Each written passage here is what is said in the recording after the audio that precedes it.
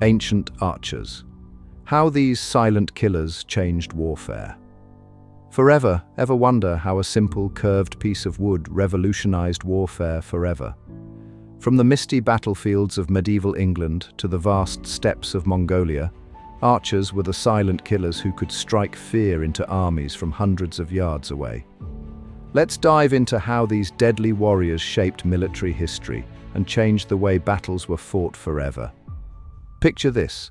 Around 10,000 BCE, one of our clever ancestors had a brilliant idea. They noticed how a flexible branch could snap back with incredible force, and boom, the first bow was born. But here's the thing, this wasn't just another tool. It was a game changer that transformed both hunting and warfare. Early bows were pretty basic, just wooden sticks with animal sinew strings. But even these simple designs could launch arrows at speeds that could take down everything from deer to rival warriors. What's really fascinating is how different cultures developed their own unique versions. The Egyptians crafted composite bows from wood and horn, while Native Americans perfected the art of making compact yet powerful hunting bows.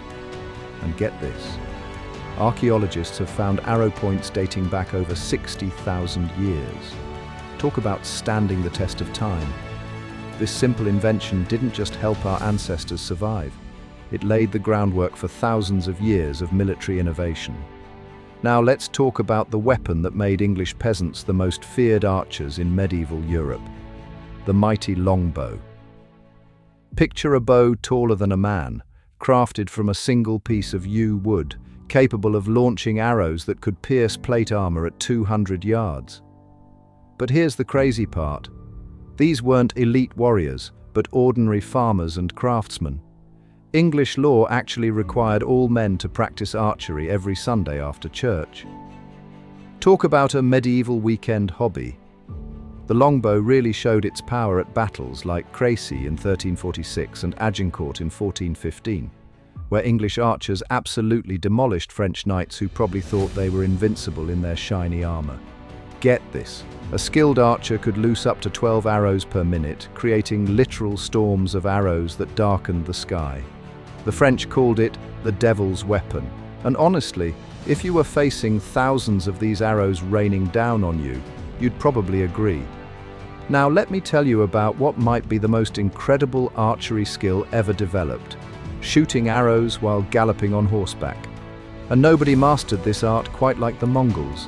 These warriors could hit a target while riding at full speed, and get this, they could even shoot backwards while pretending to retreat. It was called the Parthian shot, and it was absolutely devastating. The Mongols started training practically from the time they could walk, and their composite bows made from layers of wood, horn and sinew were engineering masterpieces. These compact but incredibly powerful weapons could punch through armor at over 300 yards. But here's what really made them unstoppable. Imagine trying to fight an army that could shoot 6 arrows in the time it takes to blink, then vanish into the distance before you could even react. Their horse archery tactics were so effective that the Mongols built the largest continuous land empire in history. Talk about taking shooting on the move to a whole new level. Now let's explore one of history's most distinctive bows, the Japanese Yumi. Ever noticed how it looks totally different from other bows? That's because it's asymmetrical, with the grip positioned about a third of the way from the bottom. But this weird design wasn't a mistake. It was pure genius. It allowed mounted samurai to shoot from horseback without hitting their horse's neck.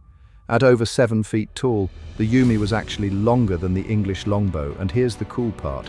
It was made from a combination of bamboo and wood layers, creating a bow that was both incredibly powerful and surprisingly lightweight. But for the samurai, the Yumi wasn't just a weapon, it was a spiritual tool. The art of Japanese archery, called Kyudo, was as much about mental discipline as hitting targets. They had this saying, "One shot, one life." Pretty intense, right?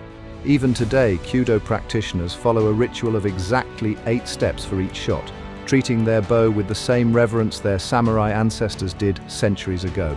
Let's roll back to ancient Egypt, where they basically invented the world's first mobile artillery platform, the war chariot.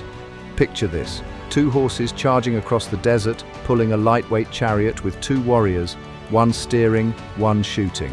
Pretty ingenious, right? The Egyptians took archery to a whole new level by combining it with the speed and mobility of chariots. These weren't just fancy parade vehicles, they were ancient Egypt's elite strike force. The archer would rain arrows on enemy formations, while the chariot driver performed what you might call ancient drift racing. What made this combo so deadly was timing. The archer had to balance, aim, and shoot while bouncing around at 20 miles per hour. And here's the kicker. They used composite bows that could punch through bronze armor at 200 yards. These chariot archers were so effective that Rameses II used them to turn the tide at the Battle of Kadesh in 1274 BCE, facing down an army of 20,000 enemy chariots. Talk about a high-speed shooting gallery. You know what's really fascinating? The incredible amount of dedication it took to become an elite archer in the ancient world. Take the Persians, for example. They started training their kids at age 6 with a simple motto: ride a horse, shoot straight, and speak the truth. Pretty solid life advice, if you ask me. The training was absolutely brutal. We're talking about shooting hundreds of arrows every single day until your fingers literally bled. But here's the really cool part. Different civilizations had their own unique training methods. The Romans had their Sagittari practice shooting at moving targets pulled by horses, while Chinese armies set up elaborate obstacle courses for their archers. And get this, in medieval England, archery practice was so important that football was actually banned because it distracted men from their bow training.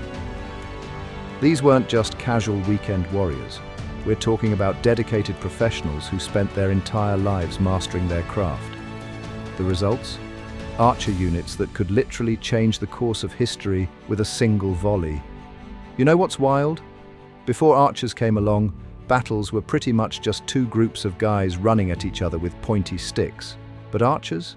They completely flipped the script on how armies fought. Think about it. Suddenly, commanders had to deal with soldiers who could kill from hundreds of yards away. This meant totally rethinking battle formations. Remember those tight Greek phalanxes? They had to spread out or risk becoming arrow magnets. And here's something cool. Armies started using what they called combined arms tactics, where archers worked together with infantry and cavalry. The Byzantines were absolute masters at this.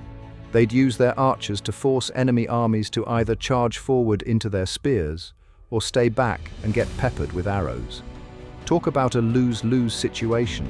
And get this, some armies even developed special shield formations called tortoise shells just to deal with arrow fire. It was like a deadly game of chess, where positioning and timing became just as important as raw strength. Here's where things get really interesting. It was like an ancient arms race between arrows and armor. As archers got better at turning people into pincushions, armor had to evolve or become obsolete. Think about it.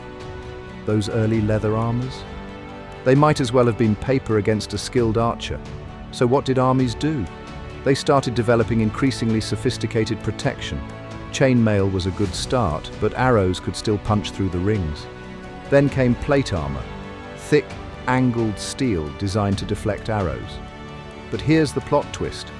Archers just developed more powerful bows and specialized arrowheads. The bodkin point, for instance, was basically a medieval armor-piercing round. And get this, some knights wore up to 100 pounds of armor just to survive arrow fire. Talk about dedication. But even all that metal couldn't fully protect against a skilled archer. At the Battle of Agincourt, French knights literally drowned in their own armor after falling face down in the mud while trying to dodge English arrows. Brutal, right? You might be surprised to learn that modern military snipers owe a lot to those ancient archers we've been talking about. Think about it. The core principles haven't changed much in thousands of years. Just like medieval archers, today's snipers are masters of range estimation, wind reading, and choosing the perfect firing position. Remember those Mongol horse archers who could hit targets from incredible distances? They used the same basic calculations for bullet drop that modern snipers use with their high-tech scopes. And get this, the way ancient archers would strike from concealed positions and quickly relocate. That's exactly what we now call shoot and scoot tactics. Even the psychological impact is similar. Just as English longbowmen could terrorize entire armies, a single skilled sniper can pin down hundreds of enemy troops. The biggest difference? Instead of yew wood and sinew, we're using carbon fiber and aircraft-grade aluminum. But at their core, both ancient archers and modern snipers share the same mission. Precision strikes from beyond the enemy's reach. And there you have it, how a simple curved stick changed warfare forever. From ancient battlefields to modern military tactics, the bow's influence still echoes today. Pretty amazing how something so simple could be so revolutionary, right? If you enjoyed this journey through archery history, don't forget to hit that like button, subscribe for more fascinating historical tales, and share with your history-loving friends.